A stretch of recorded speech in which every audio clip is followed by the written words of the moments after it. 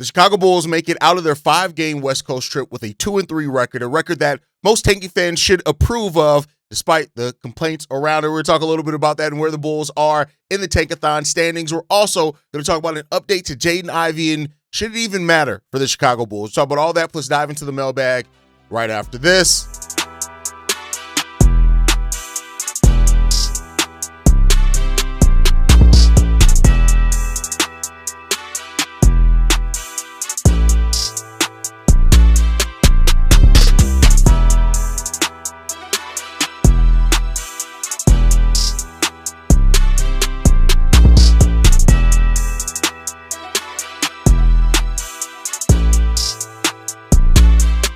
What's going on, Bulls fans? Welcome to another episode of Chicago Bulls Central, your number one spot for everything Chicago Bulls related. I'm the host here, Haize, but more importantly, you guys can follow the channel at Bulls Central Pod on every social media platform we happen to be on. With that said, let's go ahead and get into this content for today, y'all. The Bulls make it out their West Coast trip 2-3. 2-3 record out the West Coast trip. And they got wins over the Golden State Warriors and the Phoenix Suns. They had losses to the Lakers, the Clippers, and the Sacramento Kings in that as well. So the Bulls do finish the week with a losing record, which is a lot of things that what Bulls fans want to see. Now, we know that the Bulls went on the stretch where they won like 3 out of the last 5 games. They've now lost 2 in a row again. And not to say that everything's all back right? Like, we got to see how the rest of the season is going to go. But this was a week that I think this was almost the perfect tanking week. And I know there are going to be some people that disagree with that, especially people that want to see the Bulls lose every single game, which was never a reality, right, of that actually being what happens. But, you got to see the Bulls get wins. You got to see part of the reason why the Bulls won those games. Of course, Colin Sexton had a big game against the Suns with 30 points. But Matas Buzelis and Josh Giddey this week have really started looking back like themselves they looked like at the start of the season. Now, I know that March basketball, people make a thing about that. And this whole narrative that people have with Josh Giddey playing his best basketball in March, wherever that started, whatever content creator started that, it's a stupid one. I went through and looked at every season of Josh Giddey's career, and March isn't the best season that he had. Not when you factor in A, the statistics, B, the efficiency, and C, the level of competition. And that's the thing that's weird about the whole narrative. That's why you guys know I hate narratives when it comes down to stuff. I like facts. That's why I'm so analytical driven. That's why I'm so not just stats, but just facts driven. It's because I hate stupid narratives. And I hate how they reverberate through the Chicago Bulls or fan base, because most people aren't smart enough to do their own research and they just go off of whatever their favorite content creator said. And listen, myself included, don't stop trusting these motherfuckers. A lot of these people are stupid, right? And the thing is, you got to go and fact check what people say. You got to go and fact check what they because they're usually giving it through the color of a lens that they have already made the decision on what they think the answer is. So everything that they give you is based already through that lens. And like I said, with analytics, with stats, one of the best ways to use that isn't just to prove your thesis right. It's actually to go in and look at the analytics, look at the things that could actually go against your point, and then you get a more well-rounded picture. So while I understand, right, and for me in this conversation, I'll do that now. Josh Giddey, some of the best statistical months as far as if you just look at the raw stat sheet, they look pretty damn good. But then when you go in and break down the reasons, right, like for example, his second year in OKC where he had a really good year, really good month of March. Part of that reason was so many people were dead on that team and injured that the shots had to go to somewhere in Josh Giddey, right? So for that, when you look at the other month, I can't remember off the top of my head, I tweeted this out, but there's a month every season that it's not, and it's earlier in the season. So this whole narrative that Josh Giddey, it's just he's best in March, and that means the numbers aren't real and all this, it's stupid. And then on top of that, anyway, if the argument, let me tell you how stupid this argument's rooted in. If you are saying that the month of March is easier, right? If that's the thesis that people are saying is that March basketball doesn't matter because teams aren't trying. If that is your stupid ass narrative to have with that, let's look at this. Shouldn't a player's stats get better, right? And then so you can't just then use the argument of just where their counting stats are. If you're saying that the month of March is easier basketball, then go out and look at go deeper and look at all of it. And that's what people aren't doing in this argument. They're presenting one side of the argument, and it's stupid. That's what it is. It's dumb. But to get back into this, it's good to see that Josh Giddey and Matas Buzelis, 2 players that are absolutely part of the Bulls' future, be part of the reason why the Bulls, they had good weeks, right? And you need a team to win basketball. It has to be a team to win basketball games. And this Bulls team just isn't good as a team, but those 2 guys have really looked pretty good. And again, even because it's March, if you want to take the performance and take about 10 or 15% off of it, they're still looking pretty damn good, right? So that's really good to see in regards to that. Also, players like Leonard Miller, who's looked really good as a starter. Rob Dillingham has strung together 2 really solid games as well. So take that for what you will in it. It's just, it is what it is. But the Bulls still sitting in the tank at where they started the week. They're still at the 9th seed. Now they have a 1-game advantage over the Milwaukee Bucks, who were at some point this week, they were only a half a game behind the Chicago Bulls. Now they're a whole game behind the Chicago Bulls, which, take that for what you will. I told you guys the most likely place the Bulls are going to finish is 9th or 10th.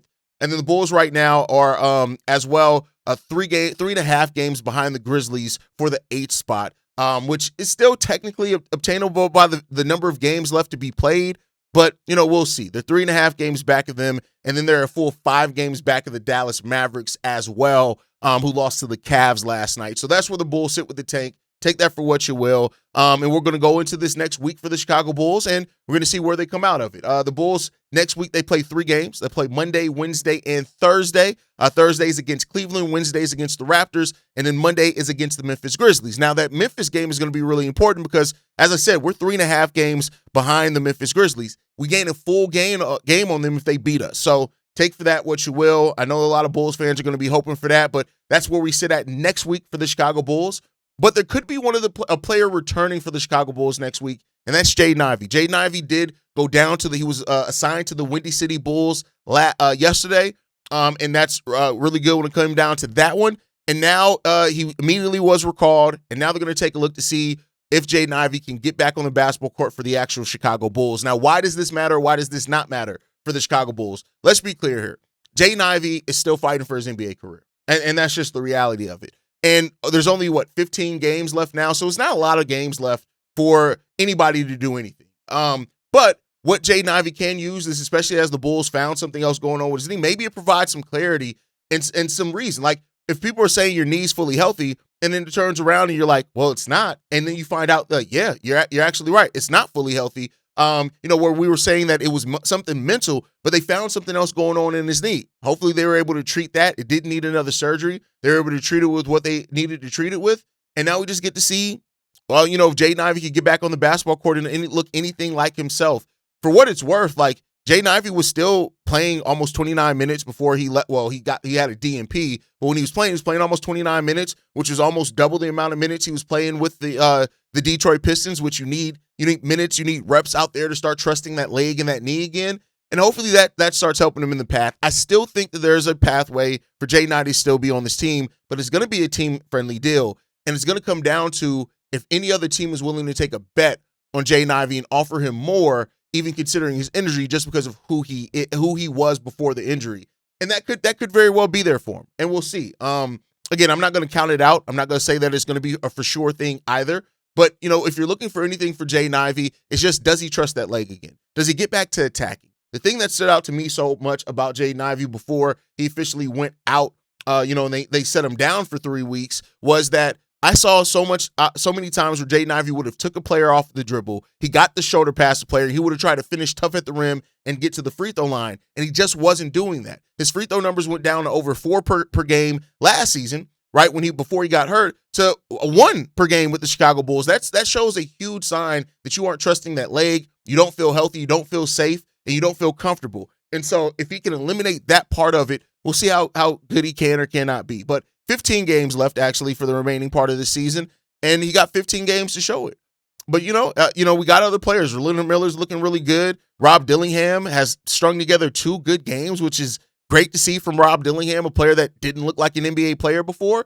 And we just continue to see what's going to come of that. But Jaden Ivey getting back on the basketball court could provide a cost-effective, bench player for the Chicago Bulls, and maybe more than that if he gets back to who he truly was, right? So, I know he said the whole line of the old JI, the old JI's dead, new JI now, and all that type of stuff. And I get that, and, especially how it's rooted in the spirituality and stuff like that. But if Jaden Ivey is going to play basketball again, Jaden Ivey has to rediscover that aggressiveness, that athleticism that he had before. And like I've said many times, the injury that he had is not an injury that drastically changes your trajectory or should change most of that. So, we'll see, right? But them finding stuff in the knee, maybe it is going to be that, and we'll see him get back to normal. If not, the Bulls, like I said, they're likely to draft a guard this year. I know that's something that not a lot of people like to hear about. But I'll dive into that a little bit more on tomorrow's episode. But guard is still very likely for the Chicago Bulls at where they are drafting at,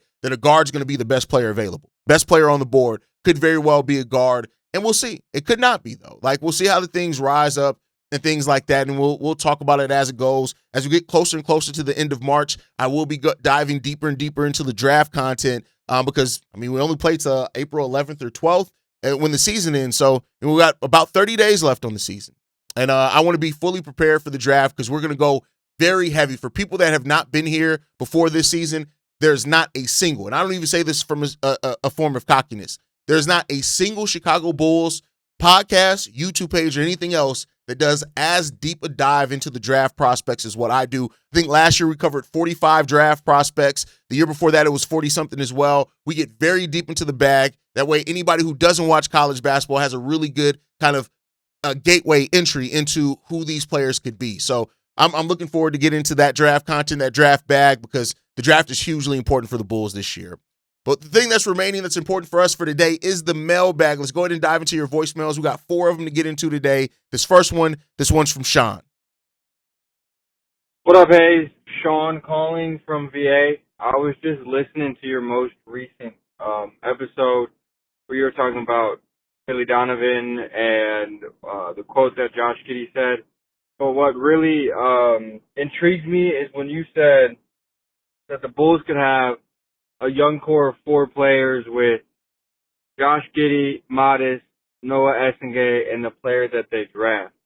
Now, I do have high hopes for Noah Essengay. I do think that he could start at the 4 alongside Modest. Given time and given the trust. But where I think we need to go in the draft, and I know people might kill me for saying this, is we need a bona fide scoring guard. Someone who was able to score in college, but and it will translate to the NBA to play alongside Josh Giddey. I think that's what we need. I think Billy, if he's back next season, needs to play those guys a lot of minutes to start out so we could see what we got. Anyways, I know I rambled, but let me know what you think. I've been saying for a while now that the Bulls are likely to draft a guard when you just look at how the draft boards are shaking out. Now, that does not mean that that AK won't get creative and reach and do what's considered a reach, right?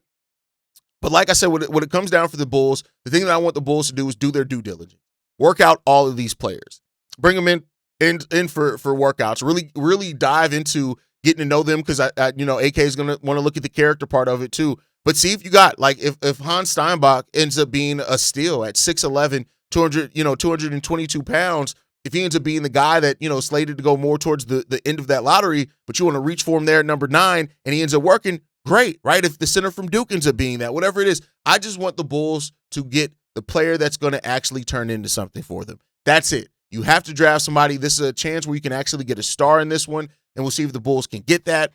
But ultimately, even if that player does not turn into an absolute true star, what I need to see from the Chicago Bulls is get a guy that's your starter. Get a guy that can become your starter. Get a guy that we're not talking about 2 years from now like, hey, you think they're still going to turn into something? You need somebody who can make an impact, who's going to show that they can develop. But we do have an open spot for a guard. Everything's open. The Bulls should be looking at best player available to me rather than just focused on a position right now. And let's go out there and get that done. All right, let's get into this next voicemail, man. This one's from Reggie. Hey, Haize, this is Reginald. I'm just calling in to talk about how, a lot of Bulls fans are, I don't want to say excited, but, raising their expectations for guys like Gabrizelli and Miller. I understand why they feel that way. It's because they're playing with effort. Because they see an opportunity they might not ever get again, and they're making the most out of it. They're acting like Bulls players should be. There's a reason why we always. I won't say that let's say we're really appreciative of guys like Javonte Green, Derrick Jones, Taj Gibson. These weren't super talented players who were going to light up the box score every week. But you know what?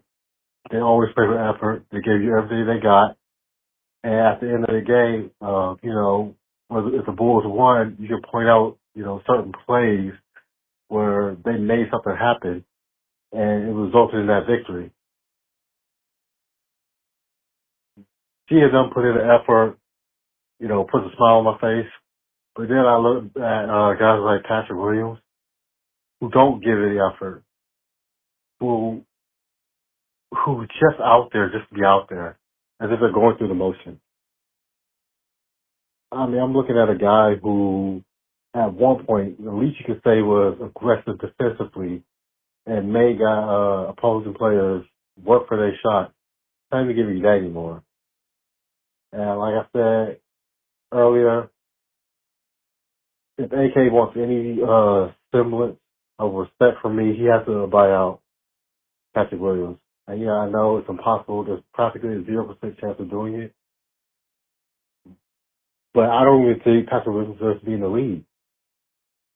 I mean, he's regressed so much that I don't see anybody making him a role player on the team, a contributing role player. But, for me, hopefully they bring back Yabusele and Miller. Hopefully they get, a guy like Yasso Yumberg to go on this team. But what's your opinion? Thanks. Everyone's better than Patrick Williams. Like, Patrick Williams is trash, bro. Like, I like it, and I hate to say that. Like I said, I root for everybody who's in my team's jersey. I want to see them do well. I want to see them succeed because that means that they're going to work out for my team. But Patrick Williams, at this point, I'm done with the Patrick Williams experiment. It's time to pull the plug on the Patrick Williams experiment from top to bottom. Like, it's just done. Leonard Miller looks better than Patrick Williams. I'd be willing, even though I'm not high on Rob Dillingham, ready to invest more in Rob Dillingham than Patrick Williams. I'd be ready for all of that because at this point, Patrick Williams is showing you who he is. He's not a player that you can bet on. His defense, the one thing that we used to hang the hat on, isn't even great anymore, right? So at this point, it's time to move on from Patrick Williams. It just is, right? Now, we'll see, but, overall, I'm out on P. Will. I'm done. I don't really have any more high hopes for P. Will. It is what it is. As far as the other guys that you mentioned, yeah, there's a chance that they can stick around for some depth for the Bulls. The Bulls are going to have to sign depth, and they're going to have to re-sign some of these guys for that depth, just the way that you can use your cap space in the NBA works out. So some of these guys are going to stick around between Yabu, between Nick Richards, between maybe even Colin Sexton. Some of those guys are going to stick around. And we'll see which one of those guys it is and how that actually ends up helping the Chicago Bulls in the bench next season. All right, let's get into this next voicemail, man. This one's from Vaughn. What's going on, Haize? This is Vaughn from Indianapolis. I may have posed this question before. I listen to most episodes, or try to at least, but super busy. Definitely try to listen when you read mailbags on the weekend. So my first question, and again, I apologize if I'm sure this has been asked, and I'm sure it's probably been answered. As far as the pretty obvious tank that's going on right now with the Bulls, my question is, they couldn't find takers for Kobe earlier. They couldn't find, something for Vooch. You know what I'm saying? Earlier, they could not have unloaded Io earlier. Then you start tanking when, the Wizards were, the Pacers were, the Kings and the Nets. Then you're not worrying about. Then you're positioning for a top, to be one of the 5 worst teams in the league versus, one of the 5 to 10 worst teams. And in the NBA, it's better just to be one of the 5 to, 1 to 5 worst teams. Because again, you can still be stuck in purgatory. This draft obviously offers a little bit more. So, maybe you can get a star from 5 to 10. So that's my first question. Why on God's earth didn't they just offload everything from jump and start the year kind of like they are now? Second question is, what kind of injury intel did they have on Simons? And, obviously Ivy, we all knew about it, but I don't understand the point to trading for players so that you can, evaluate them over a 30-day period or so. And these players come pre-injured and you don't get to look at them at all. Like, what's the point? There is no evaluation because Simons and Ivy can't play. So, just to add to AK's F-ups, is this another one? I mean, this organization is just, I have no hope. I'm sorry. I have no hope going forward. I guess I watch them because I grew up watching them and I love the NBA. And it would be lovely to have a team that's relevant again. But if AK goes, the Lions they're going to bring in another dork. So I don't know. I'm not going to vent about that. If you can answer my questions, that'd be great.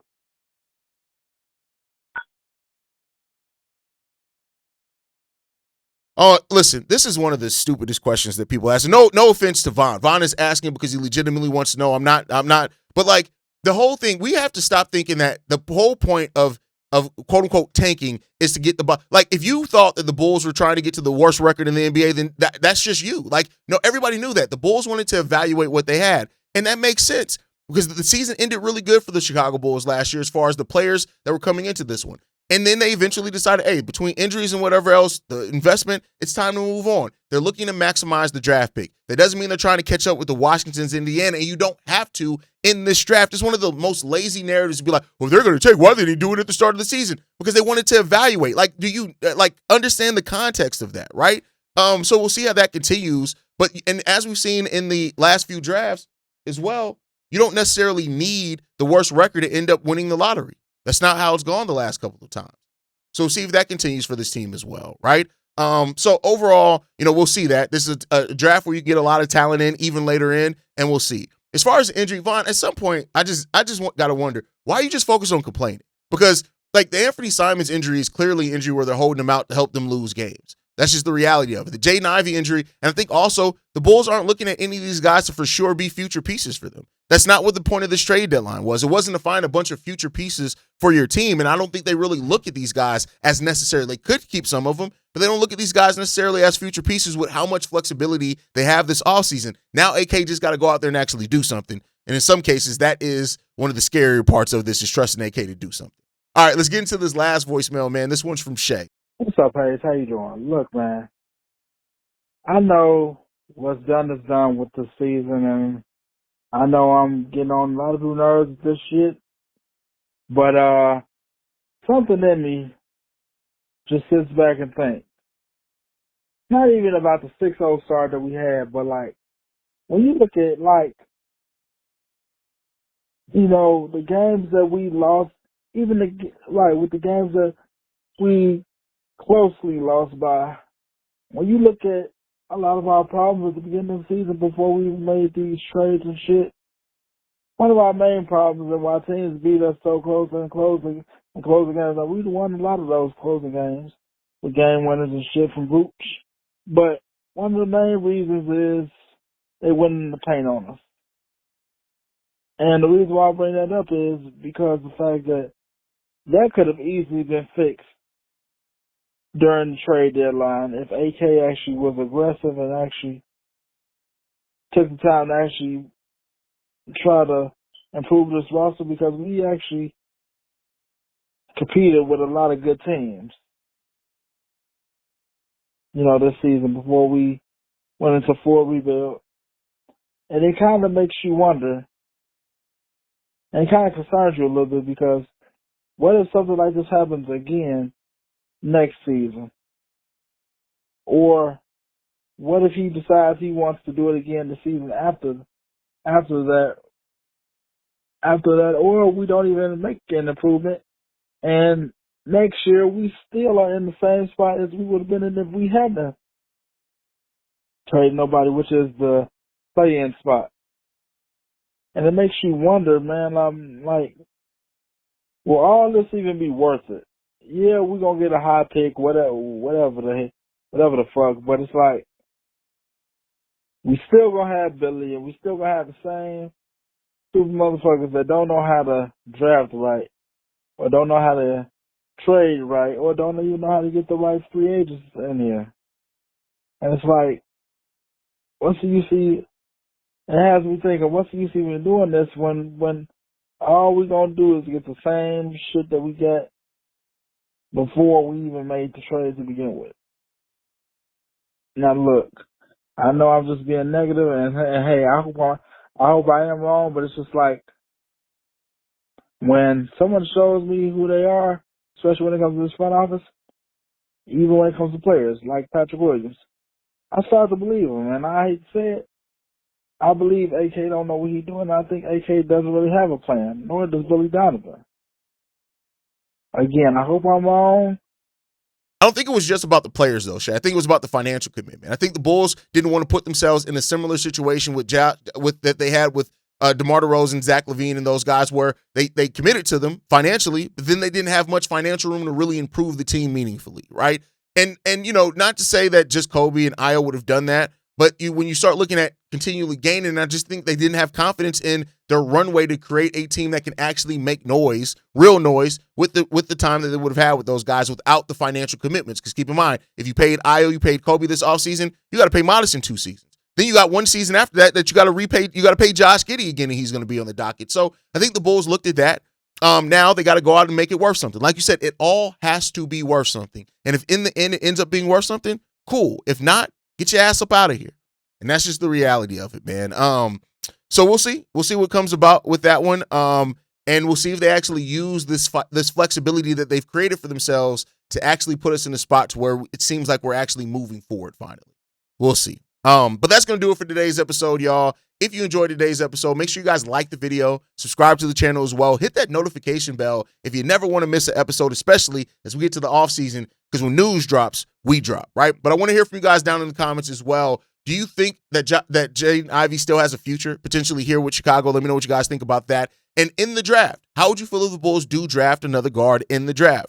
Let me know that down below. Make sure you guys are following us at Bulls Central Pod. You can send us any feedback, questions, comments, concerns, bullscentralpod@gmail.com. And lastly, if you want to leave a text message and our voicemail for the mailbag, the number to do so, 773-270-2799. We're the #1 spot for everything Chicago Bulls related, but that is thanks to you, lovely and beautiful people. And like I like to end every episode on, go Bulls. Love you guys. See you right if you can, y'all.